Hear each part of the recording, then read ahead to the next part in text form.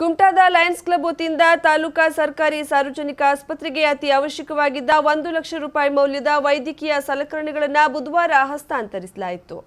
ಸಲಕರಣೆಗಳನ್ನು ಹಸ್ತಾಂತರಿಸಿ Lions club ಜಿಲ್ಲಾ governor doctor Girish ಕುಚಿನಾಡು ಮಾತನಾಡಿ, ಲಯನ್ಸ್ ಸದಸ್ಯರ ಸಹಾಯದಿಂದ ಸರ್ಕಾರಿ ಆಸ್ಪತ್ರೆಗೆ ಅಗತ್ಯವಾಗಿದ್ದ 3 ಸ್ಟ್ರೆಚರ್, 3 ವೀಲ್ಚೇರ್ ಹಾಗೂ 100 ಮಾಸ್ಕ್ಗಳು ಸೇರಿದಂತೆ ಸುಮಾರು 1 ಲಕ್ಷ ರೂಪಾಯಿ ಮೌಲ್ಯದ ವಸ್ತುಗಳನ್ನು ಹಸ್ತಾಂತರಿಸಲಾಗಿದೆ.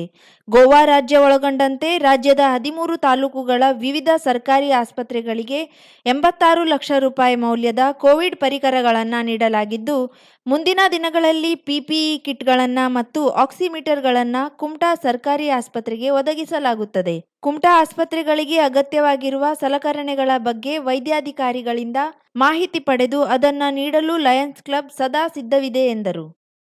ಕುಮಟಾದವರು ಲೈನ್ ಮೆಂಬರ್ ಸದಸ್ಯರ ಸಹಾಯದಿಂದ ನಮ್ಮ ಕುಮಟಾ ತಾಲೂಕಾ ಆಸ್ಪತ್ರೆಗೆ ಅತ್ಯವಶ್ಯಕ ಪರಿಕರಗಳಾದಂತಹ 3 ವೀಲ್ಚೇರ್ಗಳನ್ನು ಹಾಗೂ ಸ್ಟ್ರೆಚರ್ಗಳನ್ನು 3 ಸ್ಟ್ರೆಚರ್ಗಳನ್ನು ಅಲ್ಲದೆ ಒಂದು 100 N95 ಮಾಸ್ಕ್ಗಳನ್ನು ತಮ್ಮ ಕೈಲಾದ ಸಹಾಯ ಮಾಡಲಿಕ್ಕೆ ಮನಸ್ಸಿನಿಂದ ಇವತ್ತು ಡಾಕ್ಟರ್ ಶ್ರೀನಿವಾಸ್ ನಾಯ್ಕ್ ಅವರಿಗೆ ಹಸ್ತಾಂತರಿಸಿದ್ದಾರೆ.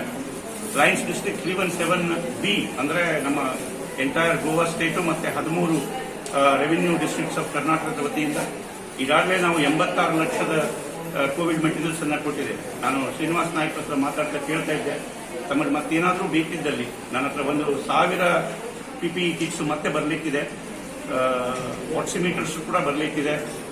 ಹಾಗೆ ವೈದ್ಯಕೀಯ ಸಲಕರಣೆಗಳನ್ನು ಆಸ್ಪತ್ರೆಯ ಪರವಾಗಿ ಡಾಕ್ಟರ್ ಶ್ರೀನಿವಾಸ್ ನಾಯಕ್, ಸಿಸ್ಟರ್ ಸುರೇಖಾ ಶೆಟ್ಟಿ ಸ್ವೀಕರಿಸಿದರು.